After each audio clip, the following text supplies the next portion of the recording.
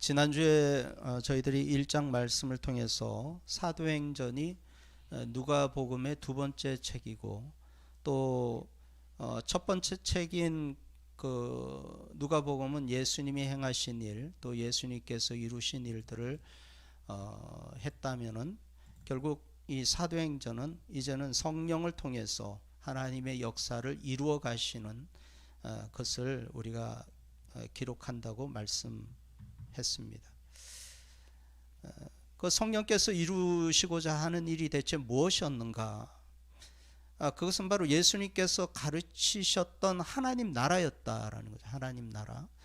그것을 증명하듯이 사도행전 28장 31절 마지막 절에 보니까 사도 바울도 거침없이 담대히 하나님 나라를 가르쳤다 이렇게 말씀하고 있습니다. 그러므로 사도행전에서 우리가 성령을 통해서 이루시고자 하는 것이 어떤 우리가 생각할 때 능력, 어떤 방언의 역사 이런 것이기보다도 결론적으로 말씀드릴 수 있다면 그것은 바로 하나님 나라를 가르치기 위해서, 하나님 나라를 이루기 위해서 사도행전의 기록 목적이 있다 이렇게 말씀드릴 수가 있겠습니다. 그래서 예수님은요 제자들에게 약속하신 것을 기다리라고 부탁하셨고 또 곧 성령의 권능을 받아서 복음을 전하는 증인이 될 것이다 이렇게 말씀하지 않았습니까? 이런 사역이 바로 한 개인으로부터 이루어지는 것처럼 보여지지만 그러나 그것은 곧 교회 공동체를 통해서 이루어진다는 거예요. 그래서 교회는 반드시 복음을 위한 공동체가 되어야 한다 그렇게 말씀을 드렸습니다. 그러니까 우리 교회가 앞으로 해야 할 일이 뭐냐? 우리 교회가 1년도 채 되지 않은 개척교회지만 앞으로 복음을 위한 공동체, 믿음의 공동체가 되어야 한다라는 거죠. 이 복음을 위한 이 공동체가 단순히 말로만 전하는 전하는 어떤 공동체가 아니라 우리는 삶을 통해서 예수 그리스도의 말씀을 실천하는 삶의 모습을 통해서 우리가 증인이 되어야 한다 그런 말씀을 제가 드렸습니다. 오늘 말씀의 제목은 교회의 증거 성령이라고 이렇게 정해 봤습니다. 교회란 대체 무엇인가? 여기에 대해서 정의를 하려면은 오늘 이 한 시간을 소비한다고 해도 끝나지 않습니다. 그러나 확실히 말씀드릴 수 있는 것은 교회란 건물이 아니다. 건물이 아니고 예수 믿고 구원받은 사람들의 모임, 공동체를 바로 교회라고 한다라는 거죠. 옛날에는 교회를 성전이라고 하지 않았어요. 어렸을 때 기억하기로는 예배당에 가자, 교회당에 가자 이렇게 했지 성전에 가자 이런 말 하지 않았습니다. 그런데 갑자기 90년대, 20년대로 이렇게 넘어오면서 목사님들이 갑자기 예배당을 성전으로 바꾸기 시작했어요. 그러면서 교회가 건물화 되어져 가고 저마다 성전 건축을 하게 됩니다. 그러면서 성전을 마치 교회당, 예배당을 성전인 것처럼 하면서 성전 건축을 위해서 성도들로부터 많은 헌금을 하기를 원했던 것입니다. 자, 그러나 대체 성전이 무엇이냐? 성전이 무엇이냐는 질문에 대해서 우리가 답할 수만 있다면 너무나도 이 문제들은 교회와 성전의 문제들은 쉽게 결론을 내릴 수가 있습니다. 성전이 어떤 곳인가요? 성전은 왜 성전이라고 하냐면 하나님께서 계시는 곳, 하나님께서 머무시는 곳이 바로 성전인 것입니다. 솔로몬이 지은 성전에 하나님이 계시겠다고 약속하셨기 때문에 그것이 성전이 되었던 것이에요. 이제 그런 성전이 있나요? 없어요. 그리고 오늘 읽은 2장 말씀을 통해서 성령 하나님께서 각 사람에게 임하게 하시는데 이것이 바로 우리 각 사람이 성전이라는 것을 확정해 주는 말씀입니다. 그래서 고린도전서 6장 19절 말씀해 보니까 우리 같이 한번 고린도전서 3장 16절부터 6장 19절 다 같이 한번 읽어볼까요? 시작. 여러분은 하나님의 성전이며 하나님의 성령이 여러분 안에 거하신다는 것을 알지 못합니까? 여러분의 몸은 여러분 안에 계신 성령의 성전이라는 것을 알지 못합니까? 여러분은 성령을 하나님으로부터 받아서 모시고 있습니다. 여러분은 여러분 자신의 것이 아닙니다. 자, 이 말씀을 보니까 결국 성전이 뭐라고 말씀합니까? 우리 자신이라고 얘기해요. 왜냐하면 우리 각 사람이 다 성령 하나님의 내주하심이 계시기 때문에 우리 안에 성령 하나님, 그 하나님이 계시기 때문에 우리는 성전인 것입니다. 여러분의 각자의 몸이 성전이라고 말씀하고 있어요. 그래서 우리는 더 이상 우리 자신의 소유가 아니고 하나님의 소유라고 말씀하고 있는 것입니다. 이것이 얼마나 중요한 개념인지 모릅니다. 그러니까 성전이 내주하시는 우리 몸을 가지고 어떤 나쁜 곳에 갈 수가 있겠습니까? 그것을 인식하는 사람이 거짓말을 일삼는다든지 악을 행한다든지 그럴 수가 있겠어요? 그것을 까먹고 있는 사람들이 우리 자신을 나쁜 곳에 내팽개치고 그냥 될 대로 되라는 식으로 살아가는 것 아니겠습니까? 또 우리 자신이 거룩한 성전이기 때문에 또 성전으로서 우리는 보호받아야 마땅해요. 그렇게 대접받아야 합니다. 그러니까 우리 각자가 가족끼리도 마찬가지예요. 각자가 우리 안에 성령님이 계시는 존재이기 때문에 참 저도 잘 그렇게 하지는 못할 때가 많이 있습니다만 함부로 대해서는 안 된다. 이해가 되시죠? 우리가 서로에 대해서 예의 있게 대할 수 있어야 한다라는 것입니다. 자, 이제 사도행전 2장 1절을 우리 같이 한번 읽어볼까요? 사도행전 2장 1절 시작. 오순절이 되어서 그들은 모두 한 곳에 모여 있었다. 다음 장면 그림을 보시면요, 제가 자주 보여주는 그림입니다. 왜냐하면 유대 그 달력이 우리하고 좀 다르기 때문에 그렇다고 외울 수는 없잖아요. 보면서 설명하는 것이 여러분에게 이해가 빠를 것 같아서 자주 보여드리는데요. 예수님께서는 유월절이 시작하기 전에 십자가에 달려 운명하셨죠. 예수님은 목요일 저녁에 잡히셨고 그날 저녁에 가야바 이런 대제사장 앞으로 이렇게 끌려다니면서 심문을 받으셨습니다. 그리고 금요일 오전에 예수님이 십자가, 그러니까 14일에 예수님이 십자가 달려 죽으셨고 또 15일 6월절이에요. 그러니까 6월절이라는 것은 금요일 오후 3시부터 시작되거든요. 해가 떨어질 무렵. 그러니까 예수님은 그때 다 돌아가 운명하셔갖고 이제 무덤으로 가셨죠. 그리고 그 6월절은 무덤 속에 계셨습니다. 6월절이 지나고 토요일이 시작됐습니다.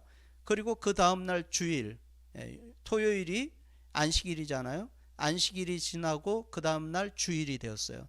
주일날 새벽에 예수님께서 부활하시게 됩니다. 자, 그 그림을 보면 이제 16일, 그게 주일인데 이때 이스라엘 사람들은 유월절을 보내고 첫 소산을 바치는 날이에요. 거기가 16일이. 그러니까 예수님이 부활하신 날이 첫 소산을 바치는 날인데 결국 예수님은 16일의 첫 소산으로 자기 자신을 봉헌한 채 부활의 첫 열매가 되셨다. 그런 말씀이 되는 것입니다. 그러니까 예수님께서 왜 6월절에 돌아가시고 왜 하필 시간에 돌아가셨느냐 하면은 이런 모든 것이 의미가 부여된다는 거예요. 그러니까 철저히 예수님 모든 시간표는 하나님의 계획에 의해서 움직여지셨다라는 것을 우리는 이것을 보고도 알 수가 있습니다. 그래서 예수님은 부활의 첫 열매가 되셨다, 우리가 그렇게 말하는 것입니다. 그리고 40일간 제자들에게 보이시고 하나님 나라에 대해서 말씀하셨죠. 그리고 예수님은 승천하셨고, 또 제자들은 마가의 다락방에서 120명의 사람들과 함께 모여 기도하면서 또 가룟 유다 대신에 마띠아를 사도로 이렇게 제비 뽑기에서 뽑게 됩니다. 가만 생각해 보면 예수님께서 예루살렘으로 입성하시면서 가장 먼저 가신 곳이 어디였죠? 예루살렘 성으로 입성하시면서 가장 먼저 가신 곳? 예, 성전이었어요. 누구 집인가요? 하나님의 집. 하나님이신 예수님의 집, 거기에 가신 거예요. 그리고는 그것을 기뻐하셨습니까? 그러지 않았습니다. 그곳에 있는 돈통을 엎으시면서 만민이 기도하는 집을 강도의 소굴로 만들으셨다고 예수님께서 화를 내시면서 다 성전 청소, 정화를 했다, 이렇게 얘기합니다. 예수님 눈에는 예루살렘 성전은 더 이상 성전이 아니라 강도의 소굴에 불과했다라고 말할 수가 있습니다. 그곳에 예수님 계실 수 있었을까요? 없었을까요? 예수님이 그곳에 계실 수가 없었어요. 그곳은 하나님이 계실 만한 곳이 아니었습니다. 사람들의 술수와 계략이 있었고, 만몬, 다시 말해서 돈이 지배하는 곳이었습니다. 더 이상 하나님의 통치가 거기에 있지 않았다라는 거예요. 예수님은 성전을 포기하셨습니다. 예수님께서 십자가에 운명하시자 성소와 지성소를 가로막았던 휘장이 가운데로 갈라졌습니다. 이것은 물론 제사장을 통해서 더 이상 중보의 역할을 했던 제사장이 필요 없고 내 스스로가 하나님 앞에 직접 나아갈 수 있다, 이런 의미이기도 하지만, 그러나 이제 성소와 지성소를 막아놓지 않았다는 이 말은 이제는 성전 안에 더 이상 하나님이 계시지 않는다, 이런 얘기예요. 왜 성소에 휘장을 막아놨습니까? 사람들이 그 안에 계신 하나님의 현현을 보고 갑자기 죽을 수도 있잖아요. 그죠? 그렇기 때문에 휘장을 막아놨는데 더 이상 그곳에 하나님이 계시지 않는다라는 의미예요. 자, 부활하신 예수님은 더 이상 성전에 계시지 않았습니다. 참 재밌는 발견을 하게 되는데, 예수님은 이제 더 이상 성전에 가지 않으셨어요. 예루살렘 성전으로 가지 않으셨고 제자들이 있는 곳으로 가셨습니다. 부활하신 후에. 그렇죠? 마가의 다락방으로 가셨고, 또 엠마오로 가는 그 두 제자의 길에서 그들을 만나고 또 두 제자의 집으로 갔습니다. 아마 예수님께서 성전에, 부활하신 후에 성전에 가셨다면 당연히 대문짝만한 기사가 나왔겠죠. 그러나 예수님이 부활하신 그 이후로 예수님은 단 한 번도 성전으로 가지 않으셨습니다. 이것은 이제 성전 시대가 끝나고 이제는 교회 시대가 도래했다라고 말씀하고 있는 것이에요. 교회라는 것은 헬라어 원어로 에클레시아. 자, 헬라어 한번 보시면 한번 같이 읽어볼까요? 시작. 에클레시아. 이것은 안에서 밖으로 부름받았다, 이런 뜻입니다. 교회라는 것은 뭐냐? 유대 사회에서 그 안에서 부름받아서 나왔다라는 얘기예요. 또 세속 안에서 부름받아서 예수 그리스도를 예배하는 구세주로 영접한 사람들의 모임이 바로 교회다, 이 말입니다. 그 한 사람 한 사람은 또 성령이 거하시는 성전이기도 하죠. 그런 성도들이 함께 모여서 성전이 되어 간다라고 에베소서에서는 말씀하고 있습니다. 이런 교회의 출발이 바로 사도행전 2장에서 시작하고 있습니다. 우리는 자주 초대교회로 돌아가자, 이런 말을 자주 하고 듣기도 합니다. 초대교회를 우리가 굉장히 이상적인 교회라고 생각하지만 사실 초대교회를 자세히 보면 우리가 생각하지 않았던 많은 어떤 갈등의 요소들이 많이 있습니다. 쉽게 말하면 미성숙한 교회가 바로 초대교회의 모습이었어요. 갈등이 일어나서 여러 가지 문제가 발생하죠.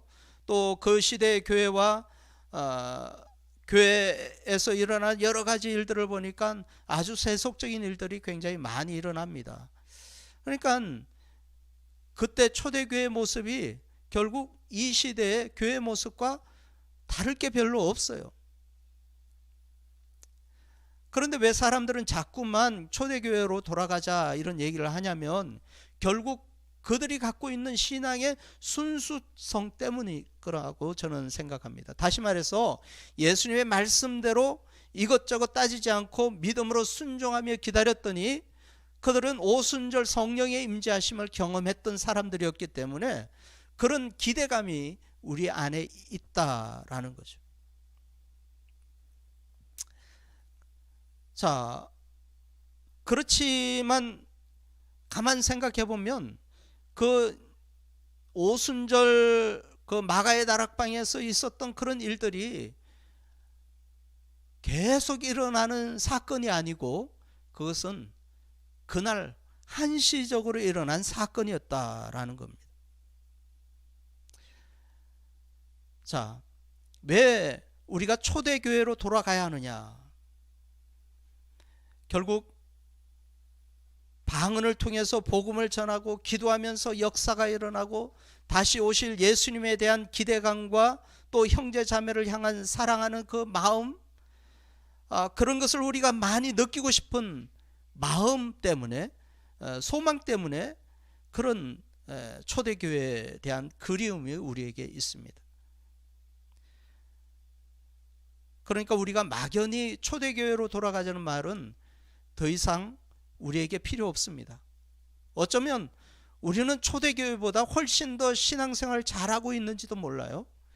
물론 우리도 언젠가는 불같은 고난을 통과해서 우리의 신실함을 증명해야 할 마지막 단계가 우리에게 있습니다만 우리가 정말 초대교회를 부러워하는 것은 아마 이런 장면이 아닐까요? 사도행전 2장 2절 같이 한번 읽어봅니다. 사도행전 2장 2절 시작.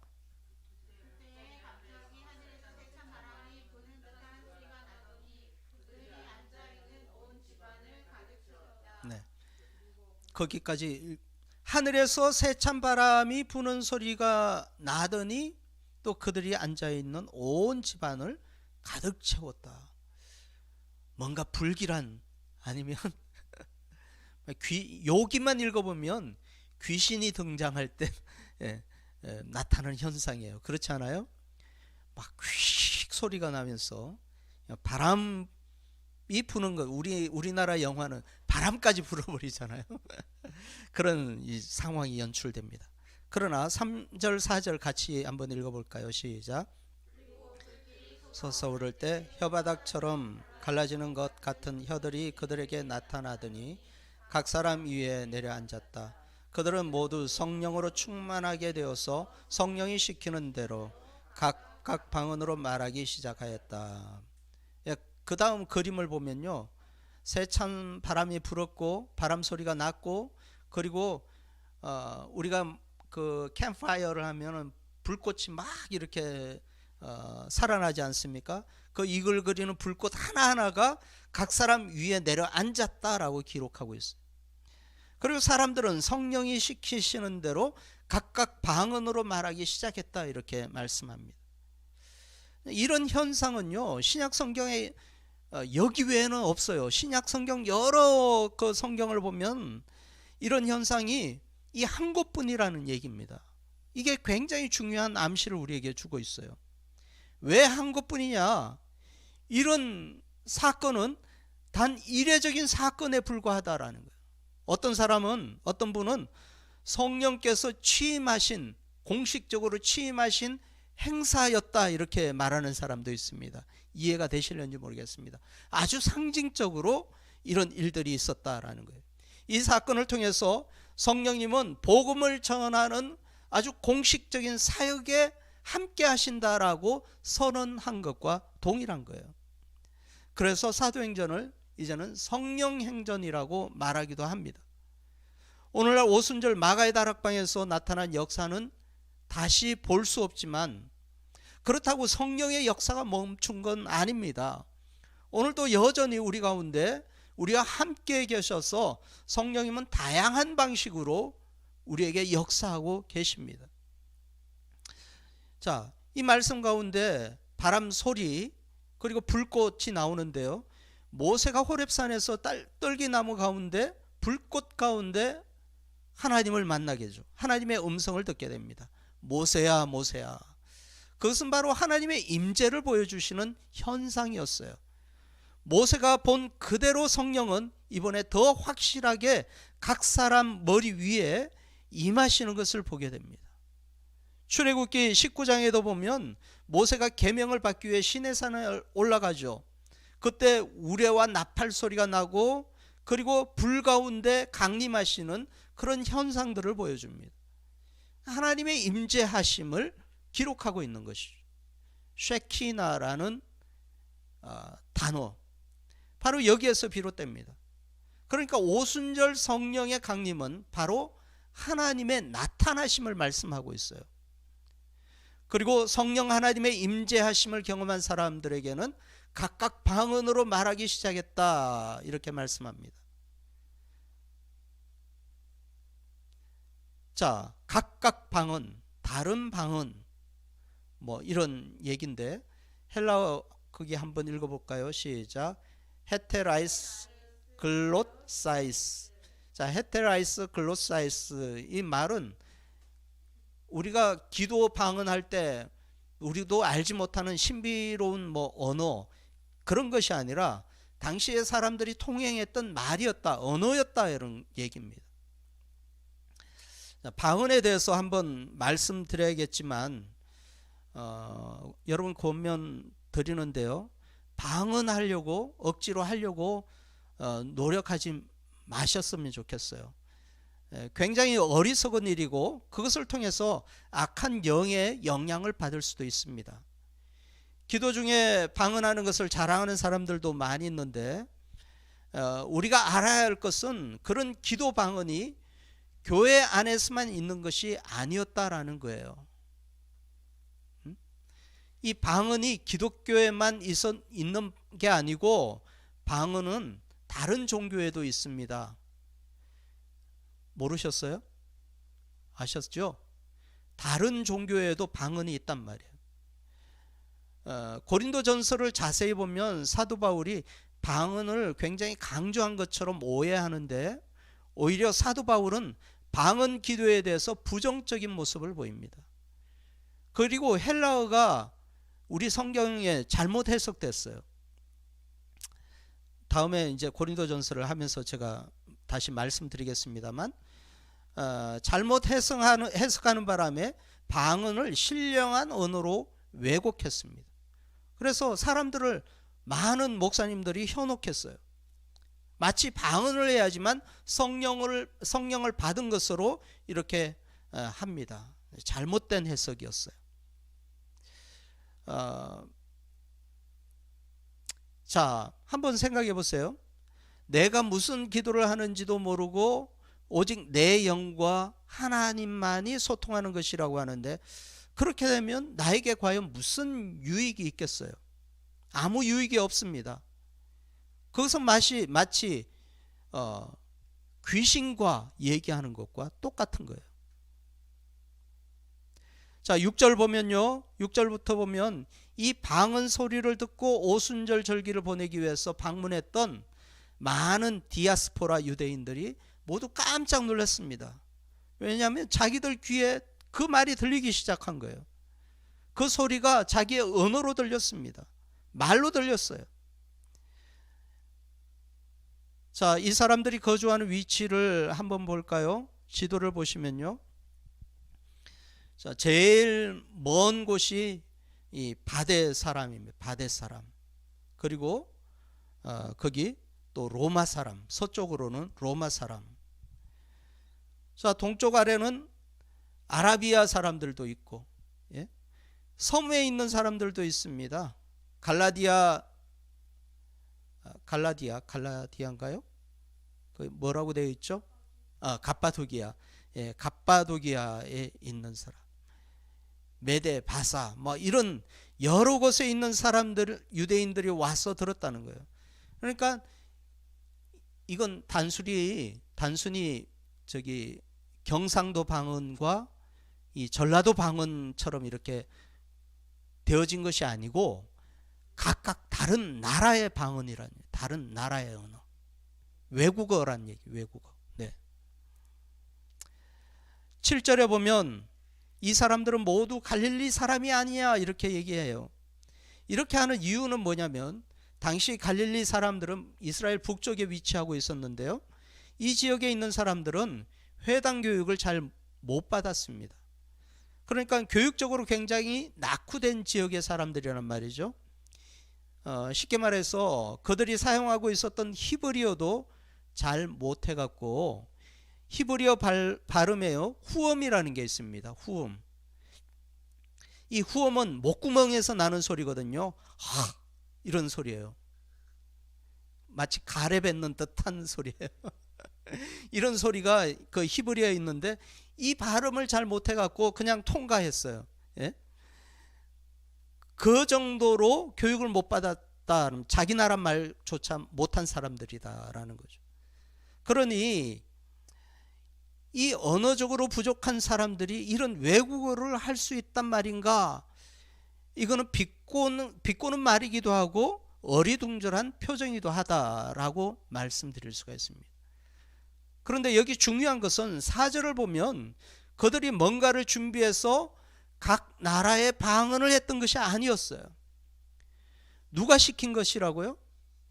성령이 시키는 대로 이렇게 기록하고 있습니다. 성령이 시키셨기 때문에 하게 된 거죠. 또 한 가지, 이 방언이 계속되었을까요? 아닙니다. 역시 일회적 사건이었어요.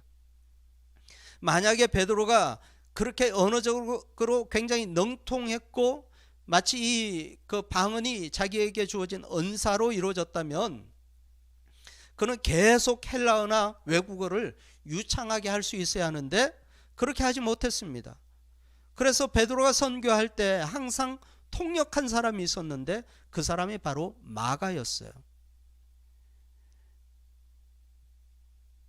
이 방언은 성령의 임재를 통한 일회적 사건이었다라는 겁니다. 지속하지 않았다. 지속했다면 그것은 바로 은사가 되어야 하지 않겠어요? 이런 모든 것이 성령 하나님의 현현을 보여주는 외적 증거였다라는, 외적 증거였다. 이해가 되시죠? 자, 그리고 바람 소리, 불꽃처럼 임하신 성령의 어떤 현현은 구약 성경을 통해서 보니까 하나님의 현현이었다는 얘기예요. 그러니까 성령은 누구시라고? 하나님이시다라고 증명해주고 있습니다. 그리고 이것은요, 예루살렘 교회의 공식적인 출발이 됩니다. 우리는 오늘 본문 말씀을 볼 때마다 나도 성령의 능력을 받아서 방언을 하고 뭔가 특별한 능력을 행해서 많은 사람들에게 복음을 전하고 싶은 그런 열망이 우리 각 사람에게 다 있습니다. 우리는 우리에게 주어질 능력에만 관심이 있어요. 그런데 우리가 좀 더 본문을 주의 깊게 읽다 보면 우리는 이런 질문을 해야 합니다. 왜 성령께서 그렇게 하셨을까? 왜 하나님께서 그렇게 하셨는가? 예수님께서 침례 요한으로부터 침례를 받고 물에서 나오실 때 성령이 비둘기처럼 임하면서 음성이 들리시기를 이는 내 사랑하는 아들이라고 선언하게 됩니다. 이것처럼 성령 하나님의 공식적인 사역의 시작, 오순절에 모든 사람들에게 임재하실 때 과거 모세와 시내산에 임재하신 하나님의 현현처럼 천둥 번개 소리, 바람 소리, 불꽃 속에서 나타나신 것처럼 성령의 임재는 곧 하나님의 임재하심을 말씀하고 있다라는 것이에요. 그리고 하나님의 임재하심을 경험한 제자들은 각 나라의 방언으로 하나님의 큰 일을 선포하게 됩니다. 그러나 더 중요한 것은 바로 이런 모든 것의 주체는 사람이 아니었다라는 거예요. 성령 하나님이었다. 이들이 이 약속된 성령을 기다리기 위해서 함께 10일간 한 곳에 모여서 함께 기도했습니다. 그것이 성령을 받게 한 원인이 아니라 그것은 하나님의 주권이었다라는 얘기예요. 교회의 시작은 그 모임의 기도 소리가 아니었어요. 교회의 시작은 하나님의 주권이었습니다. 우리 대전 예한교회 시작은 우리 마음의 모임이 아니고 하나님의 주권적인 역사였어요. 모든 교회의 시작은 그렇습니다. 초대교회를 꿈꾼다는 것은 바로 교회가 교회다움을 회복하자고 하는 마음에서 출발하는 소망입니다. 그렇다면 이 시대의 교회다움은 무엇일까요? 우리가 꿈꿔야 할 교회의 진정한 모습은 어떤 것이어야겠습니까? 오늘 말씀을 통해서 우리는 그것이 바로 성령 하나님이시라는 것을 깨닫게 됩니다. 성령 하나님께서 함께 하는 교회가, 성령 하나님께서 증명해 주는 교회가 진정한 교회이고 바른 교회다라는 것입니다. 가난한 사람들을 돌보고 여러 사회적인 일들을 수행하고 그래서 교회가 성장하고 더 큰 일들을 한다고 할지라도 그것을 진정한 교회라고 말할 수는 없습니다. 진정한 교회는 그 안에 성령의 역사가 있는 교회입니다. 물론 우리도 초대교회의 역사처럼 성령의 강력한 사역들이 우리 교회 안에서 일어나길 기대합니다. 그러나 제가 기대하고 기도하는 것은 우리 모두가 성령님을 의지하고 신뢰해서 우리에게 주어진 일들을 어떤 어려운 상황 가운데서도 믿음으로 순종해 나가는 것, 그것이 우리는 성령의 능력이라고 저는 믿습니다. 그것이 능력이에요. 가장 어려운 시간을 믿음으로 웃으면서 또 하나님께서 나를 어떻게 인도하실까 기대하는 그 믿음이 성령의 능력입니다. 그것은 우리의 삶의 가장 큰 능력이 되는 줄 믿습니다. 그런 믿음의 공동체, 그런 교회가 되어져 가야 하는 것입니다. 그것은 내 의지로 이겨나가는 것이 아니라 내 의지로 극복할 수 있는 것이 아니라 성령께서 주시는 능력으로 그 일을 할 수 있다라는 것입니다. 그것이 바로 바른 교회가, 바른 교회의 증거, 바로 성령의 내주 역사하심이에요.